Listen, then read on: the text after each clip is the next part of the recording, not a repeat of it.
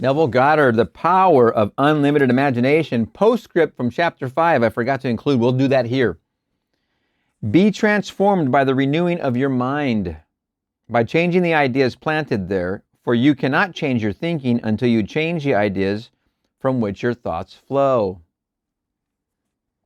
You don't get things and then become righteous. Righteousness is right seeing. Always claim the level above the one you are now on by dying to your present level, for your Father's house has many mansions. Let go of your present mansion and reach for the one you seek. Love it. Chapter 6, The Perfect Will of God. Understood psychologically, humanity is an infinite series of levels of awareness, and the individual is what he is according to where he is in the series. In the book of Romans, Paul urges us to be conformed to this world, but be transformed by the renewing of your mind, that you may prove what is good and acceptable, the perfect will of God. In other words, do not look at the external world and call it reality, but break its spell by transforming your thinking. Break its spell by transforming your thinking. You're not letting the world think for you. You're transforming your thinking. But you can't change your thinking until you change your ideas. For it's from ideas that you think. Remember, your level of awareness attracts life and is the sole cause of the phenomena you observe. To be aware is to do the will of God, whose name is I am. Always being aware of what you are aware of is what you are. I am aware of, in parentheses. I am that I am. I am aware of that which I am, which in parentheses and aware of in parentheses. I am that I am. I am aware of that which I am. Think of an infinite scale of values as I am, with your desired state just above where you now stand. Here we go. Remember? Think of an infinite scale of values with your desired state just above where you are now. God speaks to you through the language of desire. When you wish to ascend, it's because God is speaking, calling upon you to surrender yourself to the feeling of already being that which you want to be. He's calling you through desire. Surrender yourself to the feeling it real, and already being what you desire. Let go of fear, limitation, and doubt, and subject yourself to the will of God. That's the proper meaning of let go and let God. Let go of fear, doubt, and limitation. Limitation of your old concept of self. Doubt that you can be this one. Fear that you can make the change. This is the X. This is where the match game has that wonderful sound. Burn. Or the big X's show up on the screen. You have to not be in fear of change. And you can't be in love with limitation anymore, because limitation's already driving you to where you are. You want to let go of that limitation habit and let go of the fear or the doubt that you can make a positive change here. That you can be in love and married is a wonderful, wonderful, noble desire to have. Let go of fear, limitation, and doubt, and subject yourself to the will of God. A mere assumption will lift you up to the level upon which your ideal is identified. And you will begin to see your world differently. It'll lift you up to where your ideal is identified. And you will begin to see your world differently. Don't you ever, I've been on my own roof. I lived in an apartment building one time, two-story. When I was on the second story, I was able to see quite a bit of the neighborhood. It was quite a different view up there. It was really cool. A mere assumption will lift you up to the level upon which your ideal is identified, and you will begin to see your world differently. This is where self-observation comes in. You do not observe the outer world, but your reactions to it. When another displeases or offends you, look within to the I who heard with displeasure and is expressing it. When another displeases you or offends you, look within to the I who heard with displeasure and is expressing it. Who in you? It's difficult to believe, I know, but you alone are the cause of your displeasure. A lady I know thought her employer was a monster and impossible to please. She had formed an opinion of him, and that invisible and inaudible opinion spoke to her all day long, causing her boss to do what he did and say the words to cause her displeasure. Being a gracious lady and willing to change her feeling of I, she heard her boss praise her, and she thanked him for his praise. This is a story of Neville's wife, by the way. The moment she found herself returning to the old role of criticizing him, she stopped the thought and put on the new record of praise, thanks, and congratulations. Praise, thanks, and congratulations. That's not bad. I like where he's going with praise, thanks, and congratulations. 3 wonderful, wonderful words. Loving, caring, nurturing. I like those a lot. They've transformed my life. I wanted a relationship so bad, but did not know that what I was thinking or believing about the opposite sex, which I wanted to be in a relationship with, I didn't know my thinking was pushing them farther away. Until I changed it here, did I not have the experience. Until I changed it here, then, after I changed it, I could open up to experience. It just started showing up. Positively, not the negative ones, because I had a lot before. She stopped the thought and put on the new record of praise, thanks, and congratulations. Within 24 hours, the new record externalized itself, and when she resigned a year later, her boss begged her to stay and told her that if she ever wanted to return, the door was always open to her. Your inward conversations are the breeding ground for all your future action.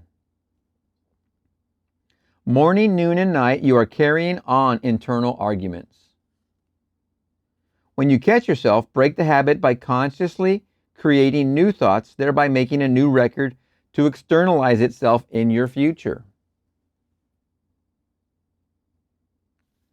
God's will is I am. His will is always being done, for it is the power that resurrects and makes alive. Think about that. God's will is I am. I am. Here's me. Limitations, experience.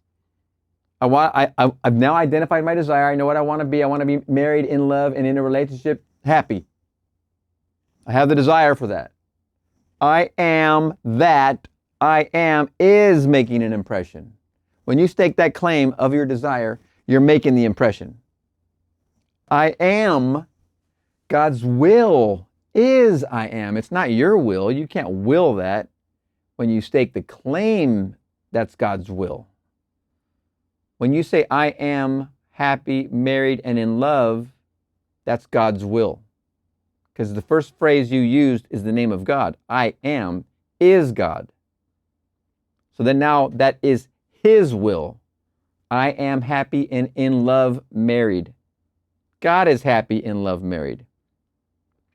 His will is always being done, for it is the power that resurrects and makes alive. There is no transforming power in time, only transformation of the moment. There is no time, there's only now. So there can be no transformation in time. You don't have to do this like standards when you're a kid getting in trouble in class and staying after and writing them over and over and over. There is no transforming power in time. Only transformation of the moment. So there is no amount of repeating. Like I was making a point of standards. You don't have to do your affirmations 1,000 times a minute. It's nothing to do with that. It's more of when do you feel that change. It's more about the feeling of the reality of that objective. If you're having difficulty with another, look into self. For it is the I called you who is speaking to you as a thought. Listen carefully to what you are saying to yourself, and you will discover where the difficulty lies. Let me now define self or soul. It is that which you believe, feel, think, and consent to. Definition of self or soul. It's that which you believe, think, feel, and consent to. You may consent to the belief that you have been mistreated, that you are dumb, or they and their cruelty are causing your displeasure. If you do, your consent forms your level of being and attracts your life, be it good, bad, or indifferent. Oh boy, your soul cannot be changed by joining churches, synagogues, or groups. You must turn to self, the inner I you know so well, as it is he who attracts those who mistreat you and determine every little detail of your outer experience. I must repeat, your soul cannot be changed by joining churches, synagogues, or groups. You must turn to self, the inner I, the one you know so well, as it is he who attracts those who mistreat you and determines every little detail of your outer experience. Neville's wife was having a very difficult time with her boss, and she turned to I on the advice of Neville to change that record. If you have a secret affection for your conflicts, you cannot be helped. I know people personally that have a name for their ailment. They actually literally have a name for it. My whatever, and I don't like to give voice to these things, the negative words, meaning and labels. We want to erase those. So I'm not going to put them on here to be repeated in your mind. Forget that. But I know somebody who does call her condition a name or even initials, like it's a friend. My blank. Well, what about my blank? I can't eat because of my blank. I can't do that because of my blank. Like it's a limitation. In my opinion, she has found a wonderful way to be in love with her limitations. But she is changing. She's definitely changing now. But I'm speaking of the past because right now she's definitely changing, and I'm not going to go into detail. If you have a secret affection for your conflicts, you cannot be helped. But I see the person I'm talking about for years was on that record, but has now moved the needle off of that. I can vouch for that. But when you consent to be otherwise, then you can change. If you have a secret affection for your conflicts, you cannot be helped. Now think about that. You're coming to this material, to this work, the law of assumption, and some people call it the law of attraction. It is the law of assumption. If you're coming to this material and you can hear that there's a potential, I can fulfill my dreams here, but at the same time, you have a secret affection for your conflicts. Look at the difficulty here. You're in love and wedded to the conflicts and limitations you have right now. Yet you come into this material learning about the law of assumption, and it sounds wonderful. But how does that work again? I'm supposed to feel it? What the heck does that even mean? Feel it. Feel what? Feel different? How am I supposed to feel different? What am I supposed to do? I just say, my old boyfriend's now texting me back. What do I do? How soon can I get my job back? How soon can I get my ex back? How soon can... You see these in social media. People just want instant answers, but not realizing what he just said, Neville. If you have a secret affection for your conflicts, you cannot be helped. Even though you want to help yourself. Even though you heard of Neville and you're reading and you're studying and you're listening to the lectures and you're looking at the groups, you're looking at the Facebooks and you're looking at the whatever else. At the Reddit? I think of Riddick. You know what I'm talking about, Reddit. If you're looking at that and you're trying to find answers, that's great. You're on the right path, but you have a secret affection for your conflicts. You have to admit this and give this up. Stop this. Stop it. But when you consent to be otherwise, then you can change because you stop, all right? Subject yourself to the will of God by first knowing your ideal, then yielding to it by doing in your imagination what you would do physically if your desire were realized. You simply take on the imagining of what you would be doing were you here. If you were already married, in love, and happily in a relationship, in a new home, what would you be doing? When you go to sleep, this is what needs to be in your imagining. The physical movement. If you're walking from your bed to your toilet in the middle of the night, you must be in that relationship. You must feel you're leaving the bed, leaving him right there while you go use the toilet. Which side does he sleep on? That's the side you feel he is. You don't even know him yet, but you feel he's right there. The man of your dreams is right next to you. As I go to the toilet, I leave him behind. I'm extra quiet because I don't want to wake him. These are the kind of imaginings of what you would do were you there. Once this is clearly defined, let's say using that as an example, repeat the act over and over again until you feel affected by it and its fulfillment possesses your mind. It begins to feel natural. When the idea is so firmly entrenched and your thoughts flow freely from it, watch, for you will have a change in your external world. Right when you sense that, just watch. You will have a change in your external world. Become pure in heart by purging your mind from the belief in powers outside of yourself. Very, very most potent and powerful sentence at the right time. Become pure in heart by purging your mind from the belief in powers outside of yourself. If you believe out here is where the answers are, not gonna cut it. Not going to cut it, no matter how much you line up out here. Become pure in heart by purging your mind from the belief in powers outside of yourself. All the powers inside of yourself.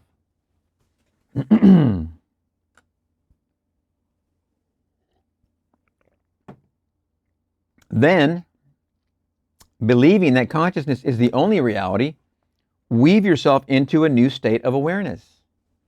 For your world is your house, your state of consciousness externalized.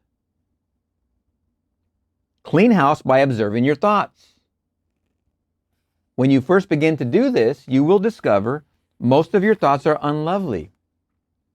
But as you learn to passively think of people you dislike, your thoughts will lose their unloveliness, and with a mind filled with joy and thanksgiving, you will ascend Jacob's ladder of self into the kingdom of love. All right?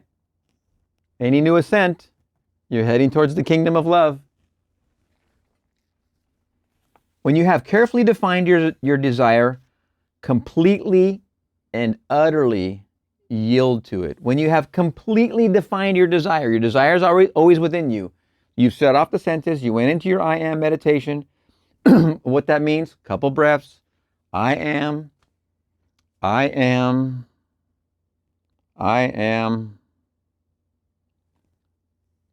Some deep breaths, 3 deep breaths, 3 I ams. You're home already. That's when you're asking, what is it I would love to do? What is it I want to be? What is it that having would make me happy? Be, have, and do. You've heard it. It's now defined. You grasp onto one idea that's there. That's your desire coming from within, coming from Him. When you have carefully defined your desire, which is a very, very important step, cannot be overlooked, cannot be understated. This is the first step. We already heard in the last chapter, talk about many metaphysical students don't even have an aim. At least they're in the right department, trying to define themselves, trying to know themselves.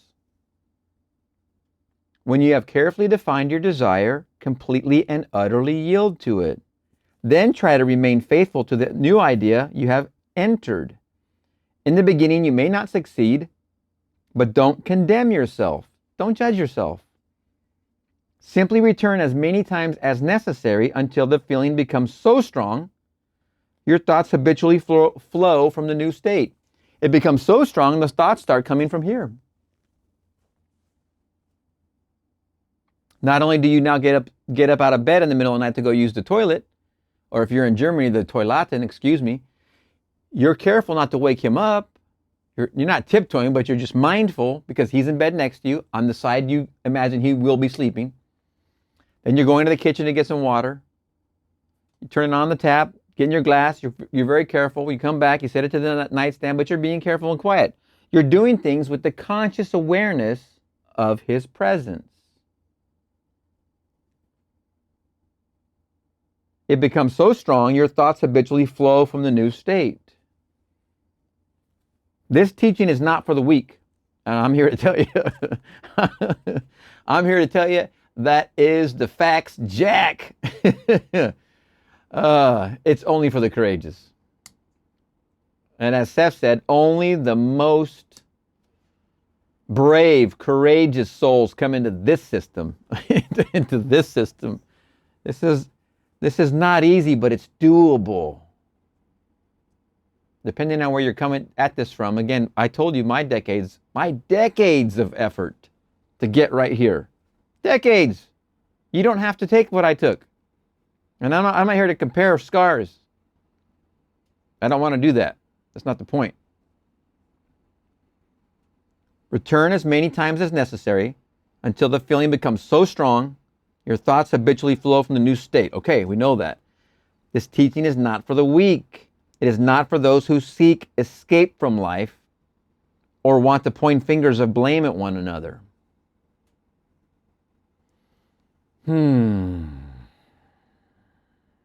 There's plenty houses of inebriation that are there for you. It's funny, where I grew up on this one street between 3 major traffic lights, which approximately amounted to about 2 miles, maybe it was 2 mile stretch. If in my mind I could tell you how many actual bars were on this, I would say approximately 9, of which 1 I lived immediately next door to. We're talking 2 miles. Where I grew up through the 70s and the 80s. I graduated in 1984. This stretch was occupied by at least 9 bars. This teaching is not for the weak. It is not for those who seek escape from life or want to point fingers of blame at one another. What do you think was happening in those bars? Don't get me wrong, I am not begrudging any kind of form of alcohol. He gave us the grain, he gave us the grapes. The garden had these things, and then he gave us the knowledge how to make beverage from those things. That was stated by Neville in one of his lectures. I'm not here to color anything right or wrong here about that subject, but the subject of being those who seek escape from life or want to point fingers of blame at one another. There was 9 establishments for those commiseration moments. I'd like to think we've changed for the better. I mean, I'm an optimist. I am eternally an optimistic person. But that was quite a time. That was a time I could see where if you wanted to escape, it was readily available. You didn't have to walk very many blocks. I mean, in 2 miles? To find the Christ in you, who is your hope of glory, you must be willing to test yourself. You must be willing to test yourself. To find the Christ who is within you, your hope of glory, you must be willing to test yourself. I tell you, he is your I who calls all men and manifestations to you. If you're doing this impression and you're becoming that, he is your I that calls all manifestations to you. You become here or that becomes here. It doesn't make a difference. Life is easier when you can blame another, but I urge you to pray, not for an easy life, but to become a stronger man. Stronger that you know this law. The one who is bearing witness to your thoughts is the cause of your misfortune, not the other fellow. The one who is bearing witness to your thoughts is the cause of your misfortune, not the other fellow. The one who is bearing witness to your thoughts is you. Be transformed by the renewing of your mind, and you will prove the good and acceptable word of God. Would it be acceptable to you to be lifted on high? That is the will of God, which will not turn back until he has executed and accomplished the intents of your mind. You are doing God's will when you identify yourself with your desire. And if you believe your claim, you are righteous and your world will outpicture your righteousness. But if you do not believe, you will miss your mark and die in your sins.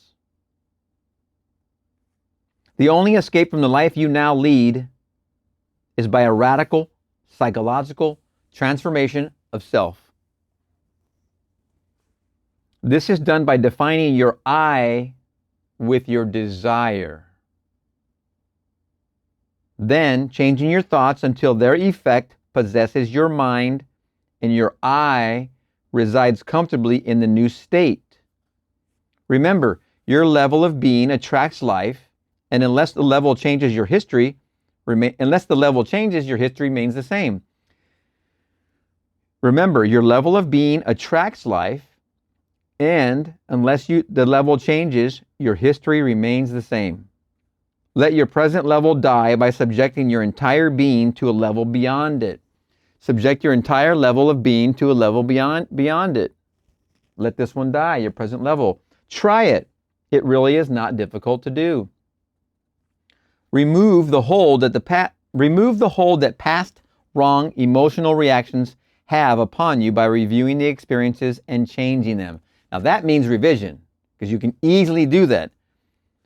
We're going to get into that, but as a commercial, let's say you were riding your bike in front of your classmates and you were in 3rd grade and you crashed and they all laughed at you. And that memory stuck with you for some reason, whatever, doesn't matter. Now we can revise it.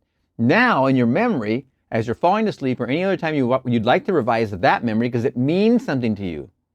The point of which, that type of memory, it doesn't matter what it is, it means something to you. It's an emotional thing.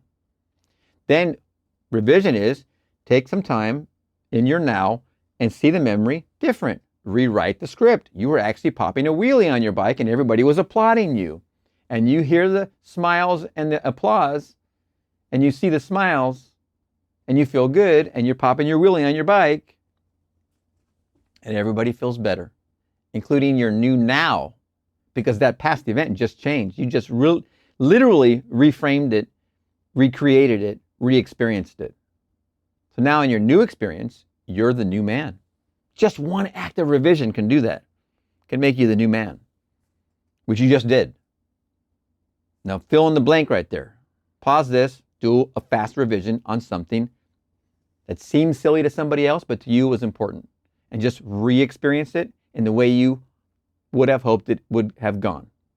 And then attach to the new memory. Do it once, do it 3 times a day if you want. But sooner or later, what's going to happen is you're going to remember the memory you put in, not the one you thought you experienced before. That's like it doesn't even have room in your head anymore.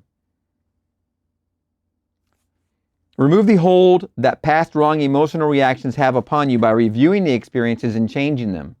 This is done by rewriting the experience in your mind and saying what you should have said and doing what you should have done at the time. Let this corrected picture slip back into the subconscious as you resolve not to make the same mistake again. By repetition of this technique, you will rid yourself of all feelings of hate, resentment, and other emotional disturbances that cling to your memory. And to the degree that you release yourself from these destructive feelings, you will free yourself from their power to attract ill health and wrong results. Wow, wow, wow, wow, wow, wow. What a wonderful chapter. Chapter 6, the perfect will of God. Postscript.